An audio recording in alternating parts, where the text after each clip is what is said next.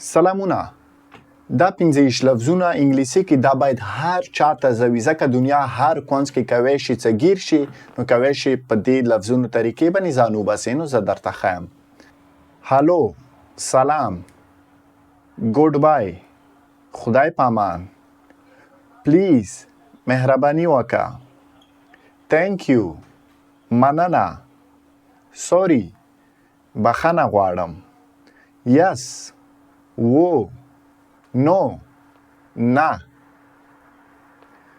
هیلپ، کمک شه، فرند، ملګری، لو، مینه، فود، خوراک، واټر، اوبه، ویر، چرته، هاو، څنګه، وای، ولې، منی، پیسې، هیپی، خوشحاله، سیډ، خفه، فیملی، کورنۍ، ورک، کار، سکول، مکتب، هوم، کور، کار، موټر، ټایم، وخت.